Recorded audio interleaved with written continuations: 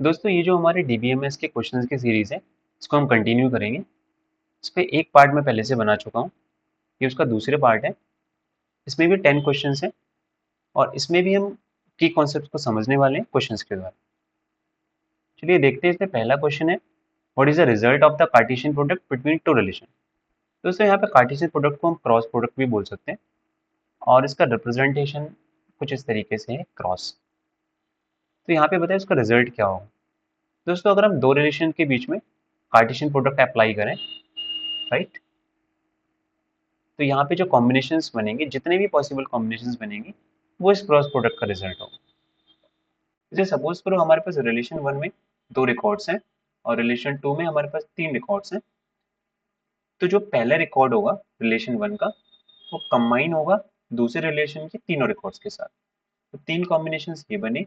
इसी तरीके से जो दूसरा रिकॉर्ड है पहला रिलेशन का, वो कंबाइन होगा तीनों रिकॉर्ड से दूसरे रिलेशन के। तो टोटल हमारे पास कॉम्बिनेशन बनेंगे 6।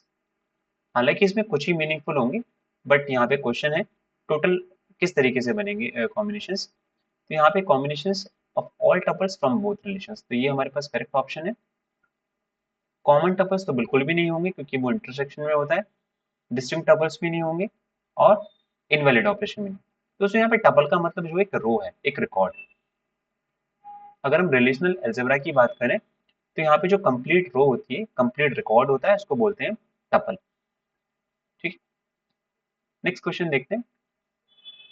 Which term refers to the state of a database where all constants are satisfied? दोस्तों अगर स्टेट ऑफ डेटाबेस की बात करें तो स्टेट ऑफ डेटाबेस और जहाँ पे ऑल कांस्टेंट्स, सारे के सारे रूल्स अप्लाइड हो। चलिए इसको ऑप्शन से देखते हैं। डेडलॉक, तो डेडलॉक तो नहीं है।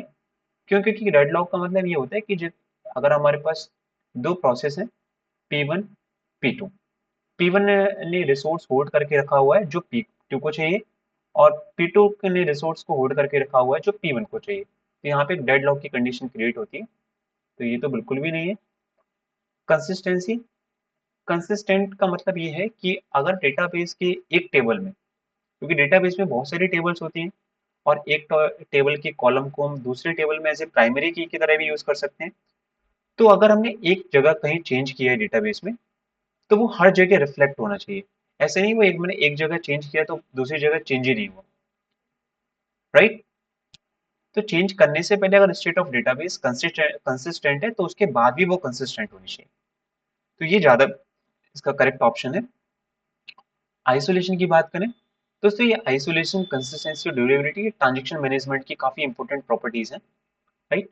यहाँ आइसोलेशन कहता है कि जो हमारे पास ट्रांजेक्शन का ऑपरेशन है, जो एग्जीक्यूट कर रहे हैं, वो अगर कनकरेंटली चल रहे हैं तो वो किसी से इंटरफेरेंस नहीं होनी चाहिए, राइट। अगर हमारे पास दो ट्रांजेक्शन कनकरेंटली चल रहे हैं तो दोनों में कुछ इंटरफेरेंस नहीं होना चाहिए, दोनों सीरियलाइजेबल होने चाहिए।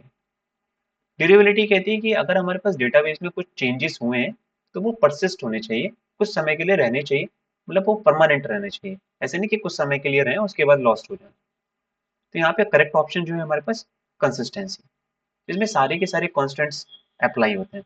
जैसे प्राइमरी की का कॉन्स्टेंट, रेफरेंशियल इंटीग्रिटी कॉन्स्टेंट्स जो फॉरेन की के लिए है, राइट।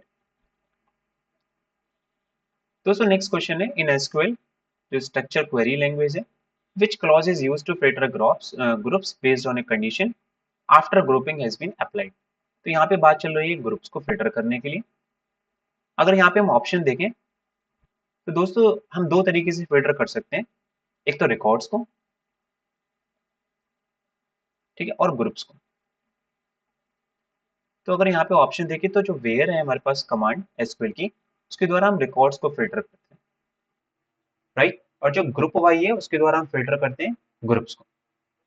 हालांकि जो ग्रुप वाई क्लॉज है वो एग्रीगेट फंक्शंस पे अप्लाई होती है, और अगर मैं एग्रीगेट फंक्शंस पे जो अप्लाई किया उस पर भी हम कंडीशन लगाना चाहें तो हम हैविंग को यूज कर सकते हैं विद ग्रुप वाई, कि हमेशा हैविंग ग्रुप वाई के बाद ही आएगी कंडीशन, कमांड, राइट। और ऑर्डर बाई तो कुछ काम है नहीं यहाँ का, क्योंकि ये क्या करती है, इसको असेंडिंग या डिसेंडिंग में उसको ऑर्डर करके देता है। तो यहाँ पे हमारे पास ऑप्शन है फिल्टर ग्रुप्स, तो यहाँ पे करेक्ट ऑप्शन है हमारे पास ग्रुप बाय, राइट। बाकी सब ऑप्शंस गलत हो चुके हैं। नेक्स्ट क्वेश्चन देखते हैं। विच टाइप ऑफ डेटाबेस की, यहाँ पर डेटाबेस की बात हो रही है, is used to uniquely identify a record, right, but can accept a null values. दोस्तों हमें दो चीजों पे ध्यान देना है यहाँ पे, एक तो यूनिकली आइडेंटिफाई और एक नल वैल्यूज। तो हमें बताना है कि ऐसी कौन सी की है जो रोज को यूनिकली आइडेंटिफाई करे, मतलब रिकॉर्ड्स को, और नल वैल्यूज भी एक्सेप्ट करे। तो अगर हम पहले ऑप्शन की बात करें तो ये तो एलिमिनेट हो गया, क्योंकि प्राइमरी की कभी भी नल वैल्यूज नहीं रख सकती है। अगर मैं फॉरेन की ये नल वैल्यूज रख सकती है, और कैंडिडेट की भी नल वैल्यू रख सकती है, और ऑल्टरनेट की। दोस्तों अगर यहाँ फॉरेन की बात करूँ, तो फॉरेन कीज में अगर हम खुद के टेबल में, जो अगर एक टेबल है जिसमें से एक कॉलम है, उस कॉलम को दूसरी टेबल में एज ए प्राइमरी की तरह यूज किया हुआ है, तो यहाँ पे ये नल वैल्यूज, तो यहाँ पे नल वैल्यूज तो रख सकता है, बट इसमें रिकॉर्ड्स होंगी यूनिकली आइडेंटिफाई नहीं होंगे, वो डुप्लीकेट हो सकते हैं। क्यों हो सकते हैं? क्योंकि फॉरेन की में क्या होता है, एक रिलेशन के किसी भी कॉलम को, जो कि की नहीं है, उसको दूसरे रिलेशन में ऐसे प्राइमरी की तरह यूज किया जाता है। तो अगर इस टेबल के लिए बात करें, ये फॉरेन की में डुप्लीकेट वैल्यूज हो सकती हैं, इसलिए ये ऑप्शन हमारे पास गलत हो गया है। अब ऑप्शन हमारे पास बचा कैंडिडेट की और ऑल्टरनेट की। दोस्तों ये जो कैंडिडेट कीज होती हैं वो मिनिमल सेट होती हैं। एक और होती है हमारे पास सुपर की। सपोज करो एक मैं रिलेशन ले लेता हूँ स्टूडेंट नाम का एस, और इसके एट्रीब्यूट्स हैं S I D, S email, S name, right. तो इसमें जो कैंडिडेट कीज होती है, वो क्या, कैंडिडेट की का मतलब ये होता है जो कॉलम को, जो हमारी रोज है उसको यूनिकली आइडेंटिफाई करे, राइट। ये कॉम्बिनेशन भी हो सकता है एक कॉलम का या मोर देन वन कॉलम का। तो यहाँ पे अगर बात करूँ एस नेम, स्टूडेंट नेम, ये डुप्लीकेट हो सकते हैं, ये आइडेंटिफाई नहीं करेंगे। तो यहाँ पे S I D uniquely identify करते हैं। तो एस आई डी एक अपने आप में कैंडिडेट की है, और एस ईमेल, ईमेल आईडी भी अपने आप में एक यूनिक है, राइट, वो डुप्लीकेट नहीं हो सकता है। तो दोनों हमारे पास जो होंगे वो कैंडिडेट कीज होंगी। बट यहाँ पे एक क्वेश्चन ये होता है कि जो हमारे पास कैंडिडेट कीज होती हैं, उनमें से किसी एक को ही हम सिलेक्ट कर लेते हैं एज ए प्राइमरी की, राइट। तो यहाँ पे अगर बात करें, जो एस आईडी है वो कभी भी नल वैल्यूज एक्सेप्ट नहीं करेगा, उसमें कुछ ना कुछ आईडी जरूर होगी। जो एस ऑफ ईमेल है, यहाँ पे हमारे पास यूनिकली आइडेंटिफाई तो करेगा, बट हो सकता है किसी बच्चे के पास ईमेल आईडी हो ही ना। तो एस आई डी अगर हमने प्राइमरी की तरह यूज की है, राइट, एज ए प्राइमरी की, तो हमारे पास जो कैंडिडेट की बचेगी, राइट, जरूरी नहीं एक ही हो, और भी हो सकती है, तो वो हमारे पास ऐसे वर्क करेगी ऑल्टरनेट की तरह, ऑल्टरनेट की। तो यहाँ पे एस आई डी भी कैंडिडेट की है, और एस ईमेल ये भी कैंडिडेट की है। अब मैंने आपको बताया एस आई डी जो हमने प्राइमरी की तरह भी यूज, एक की को कैंडिडेट की के प्राइमरी की ले लिया जाएगा, जो बाकी कीज बचेंगी वो ऑल्टरनेट कीज होंगी। तो मैंने आपको बताया कि दोनों हमारे पास नल वैल्यूज एक्सेप्ट कर सकती हैं, राइट। तो यहाँ पे अगर करेक्ट ऑप्शन देखें तो ये S of email, S of ID, ये दोनों ही कैंडिडेट कीज है। तो अगर आपको दोनों ऑप्शंस आपको मिले हुए हैं, तो आप, आई विल रिकमेंड यू, मैं आपको रिकमेंड करूंगा आप कैंडिडेट कीज के ऑप्शन पे जाएंगे। क्यों जाएंगे? क्योंकि ऑल्टरनेट की क्या है, कैंडिडेट की ही है। मतलब ऑल्टरनेट की आप ऐसे बोल सकते हैं सब पार्ट है किसका, कैंडिडेट की का, उसके अंदर का पार्ट, राइट। और अगर आपके पास कैंडिडेट की का ऑप्शन नहीं है तो आप ऑल्टरनेट की मार्क कर सकते हैं। बट इस क्वेश्चन के केस में जो हमारे पास आंसर है वो है सी, कैंडिडेट। इस कीज पे मैं एक और वीडियो बना दूंगा, अगर आपको कुछ डाउट हो इसमें, आप इसको रिमाइंड करके भी देख सकते हैं। दोस्तों नेक्स्ट क्वेश्चन है, which of the following commands is used to create a new database. तो यहाँ पे बात चल रही है कि क्रिएट ए न्यू डेटाबेस। तो यहाँ पे कमांड होती है क्रिएट डेटाबेस के नाम से। तो क्रिएट नहीं, ये तो गलत है, ये भी गलत है, ये हमारे पास सही ऑप्शन है क्रिएट डेटाबेस, और यहाँ पे डेटाबेस का नेम, जो भी डेटाबेस का नेम होगा, डेटाबेस क्रिएट, ये भी गलत है, ठीक है। नेक्स्ट क्वेश्चन है, which type of query retrieves data from multiple tables in a single query, right, retrieves data from multiple tables in a single query. मतलब एक ही हमारे पास क्वेरी है, और उसमें से मल्टीपल टेबल्स में से हम डेटा लेने वाले हैं। तो सब क्वेरी, ये तो गलत ही हो गया ऑप्शन, क्योंकि हमारे पास सिर्फ एक क्वेरी है, right. Which type of query retrieves data from multiple tables in a single query. तो सब क्वेरी का मतलब यही हो गया, एक क्वेरी और वो किसी अंदर एक और क्वेरी के अंदर है, राइट, पार्ट है, आप बोल सकते हैं पार्ट ऑफ द क्वेरी। तो सब क्वेरी का काम जो है हमारे पास कोरिलेटेड क्वेरीज में भी यूज करते हैं, इसको हम एक नेस्टेड क्वेरीज का पार्ट होता है। एक हमारे पास जॉइन ऑपरेशन है, यूनियन और विन। दोस्तों मैं आपको बता दूं, ये जो यूनियन ऑपरेशन है वो हमारे पास जो अप्लाई होता है एक क्वेरी और दो क्वेरी के हम बीच में अप्लाई कर सकते हैं, जिससे हम दोनों क्वेरी की जो रिजल्ट्स हैं उनको कंबाइन कर सकते हैं, राइट। और यहाँ पे कंडीशन ये भी होती है, जो यूनियन हम अप्लाई कर रहे हैं वो कंपेटेबल होने चाहिए, यूनियन कंपेटेबल होने चाहिए। यूनियन कंपेटेबल का मतलब है नंबर ऑफ जो कॉलम, जो रिलेशन की डिग्री है जो बताती है नंबर ऑफ एट्रीब्यूट्स, वो सेम होनी चाहिए दोनों टेबल्स में, राइट। व्यूज की अगर हम बात करें तो व्यूज हमारे पास क्या होती हैं, वर्चुअल टेबल्स। हम इनका मतलब क्या होता है, जो हमारे पास बहुत सारी टेबल्स होती हैं, डेटा बहुत सारे टेबल्स में फैला हुआ है, उन टेबल्स में से डेटा को हमने एक्सट्रैक्ट किया है विद फ्यू कॉलम्स, और एक और हमने टेबल बना ली, राइट। ये टेबल डेटाबेस में एग्जिस्ट नहीं करती है, इसको लिए बोलते हैं हम इसको वर्चुअल टेबल। हमने इसको बनाया क्यों, जिससे हम क्वेरी को सिंप्लीफाई कर सकें और कन्वीनियंटली इसको अप्लाई कर सकें।